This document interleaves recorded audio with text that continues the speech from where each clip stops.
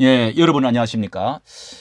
예, 윤석열 대통령의 40년직이라고 하는 석동현 변호사 전 민주평화통일자문위원회 자문회의 사무처장이기도 한 이번에 자유통일당 비례대표로 출마를 했지만은 이렇게 낙선한 석 변호사는요, 인용하는 상바보 짓을 하고, 한동훈은 무경험이 전무한 사람으로 이렇게 말을 하면서 뼈아프다. 자, 이런 그 말로 오늘 이렇게 석 변호사의 그 페이스북에 글을 올린 것이 나와 있습니다. 나와 있는데, 먼저 보니까 이번 선거에 자유통일당을 지지해 주신 여러분께 진정으로 감사합니다. 자유통일당 여러 차례 여론조사 결과와는 달리 실제 투표에서 원내 정당화 실패한 것에 대해서 이제 한 사람의 평범한 시민으로 돌아가려 합니다. 그동안의 관심을 성원 보내주신 분들께 엎드려 감사드립니다. 감사 인사도 그저께 했네요. 드리고, 그러면서 오늘 아침 시간에 올린 글이 종북 좌파뿐 아니라 정말 쓰레기 같은 자들이 민주투사인 양 정의로운 자인 양 득세하는 이 시대에 전투적 자유우파와 진영에서 국회의원을 만들기가 이렇게 어려운가, 이렇게 토로를 하면서 오후에는 이 점잖으신 분이 이렇게 쓰레기 같은 자들이 정말 이런 말을 참 잘 안 쓰시는 분인데 너무도 이렇게 가슴에 참 토로를 하고 있는 것 같습니다. 그리고 이 오후에는요, 이렇게 긴 이제 글로 이렇게 지금 뼈아프다, 그러니까 이렇게 국회 안에서 도와줄 우군 정당이나 세력도 없는 이 국힘들 사면초가에 빠졌는데, 이게 바로 선거 때마다 큰 힘 도와준 우군 우파 애국 시민 세력에 고맙게 생각하긴 고사하고 거리를 두었던, 내치기를 했던 그 업보다 일관했던 업보다. 자, 이게 한마디로 정말 그 뼈아픈 그 말을 요약해서 그대로 지금 이제 선거가 끝나서 이 말을 하고 있는 것 같습니다. 그 내용에 대해서 한번 잠시 알려드리도록 하겠습니다. 예, 이 석 변호사의 이 후보는 특별히 대통령의 신복이라고 할 만큼 이렇게 옮겨온 것에 대해서도, 자유통일당에 옮겨온 것에 대해서도, 또 이런 말에 대해서도 어느 정도 그 대통령의 심중도 우리가 헤아려 볼 수가 있다는 점에서, 또 그가 가장 그 무게가 있고 가장 영향력이 있는 이 자유통일당의 인물 중에 하나였기 때문에 우리가 그 기쁜 해안을 정말 귀담아 들을 필요가 있지 않느냐라는 생각을 하는데요. 자, 여기에 이런 이제 내용입니다. 그러니까 13일 오후에 이렇게 자신의 페이스북에 이 사면초가의 우군 정당 세력도 없고 그나마 큰 힘이 되어줄 이런 애국 우파 세력에 이 내치는 걸로 했기 때문에 업보라고 하면서요. 그를 이어서 자신이 소속된 자유통일당과 인요한 전 국민의힘 비상대책위원장을 언급을 했는데요. 이 총선 직전 비례정당 지지율이 6%까지 올라가 원내 진입 여당에 확실한 우군이 될 자유통일당을 두고 이렇게 인요한 이제 선대위원장 마치 적군대하듯이 비난하고 공격해서 지지표가 다 분산시킨 것은 하지하책이었다.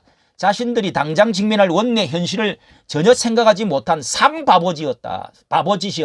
자, 이게 인용한 위원장이, 인용한 그 비상대책위원장이 고소까지 했죠.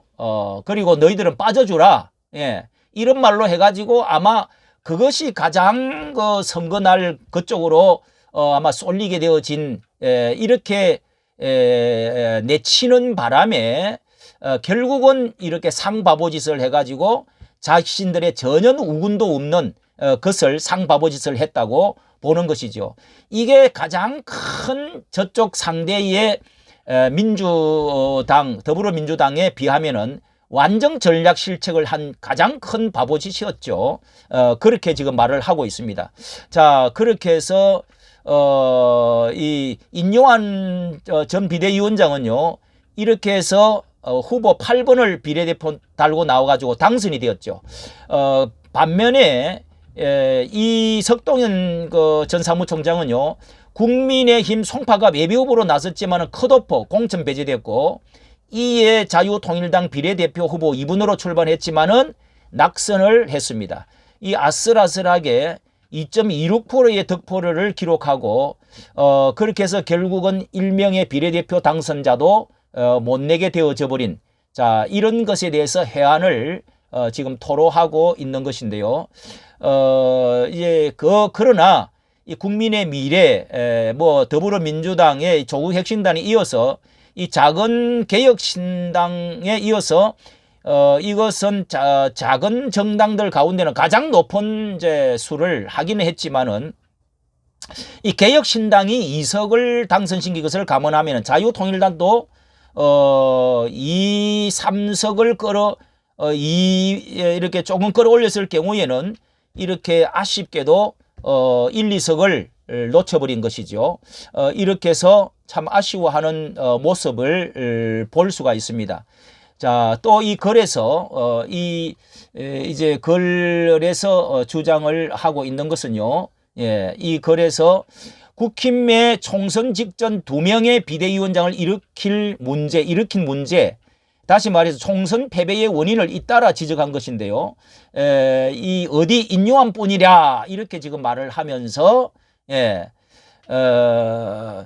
경험이 전무하고 정무 감각도 희박할 수밖에 없는 한동훈 비대위원장에 그의 버금갈 수준의 법대 교수가 각각 총선에서 사활이 걸린 집권 여당의 선거 대책이며 공천 심사 책임을 맡을 때부터 단견 건시안으로 인한 정치적인 재앙은 애고되어 있었다, 이렇게 비판을 했습니다. 자, 이거는 정영환 공천관리위원장을 지금 법대 교수 하는 거 보니까 그걸 지금 말하고 있는 것으로 보입니다.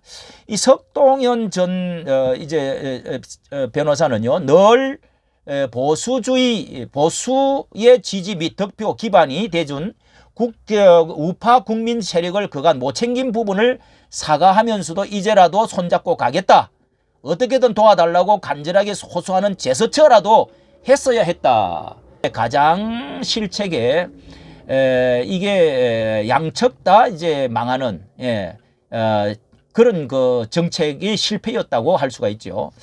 그러면서 이제 마지막 말미에 이제 석 변호사는요, 자유통일당을 우군으로 이제 삼는 연대가 고난을 극복할 선택지라는 것을 말하면서 무슨 수로든 윤석열 정부를 임기 중에 전복시키려고 하는 좌파연합 세력에다가 그 틈에 주판을 튕기는 이준석의 개혁신당까지 이 국힘이 홀로 제대로 상대할 수 있을까라고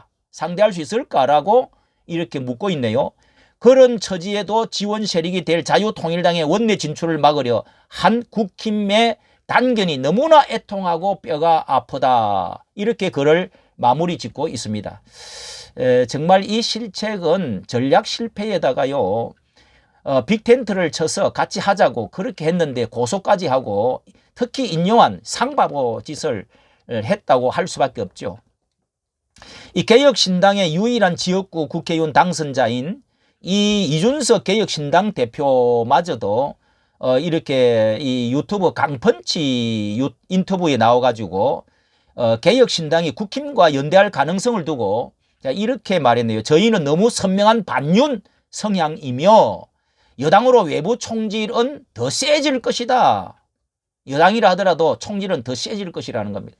자, 이렇게 괴로움을 당하고 사면 초가에 지금 이렇게 어려움을 당하는데 어찌하여 이 우군으로 같이 행동하지 않았느냐, 이것에 대해서 뼈아프다는 말에 대해서 정말 그 참 자유통일당은 저도 두세 번 올렸지만은 너무도 통한과 뼈아픔이 있고 잠 못 이루는 밤을 어떻게 이렇게 가장 효자고 가장 피 흘리며 싸우고 대통령을 세워주었던 그런 그 정당을 이렇게 냉혹하게 내팽개치고 고소를 하고 인요한 정말 또 한동훈 완전히 이게 나이도 어리고 경험이 없기 때문에 그렇다는 게 확실합니다. 이 모든 그 대통령의 모든 이 지금 잘못으로 탄핵으로 몰고 가기도록 바람을 불게 만드는 것조차도 한동훈의 책임은 면할 수가 없다. 11가지 2가지가 아닙니다.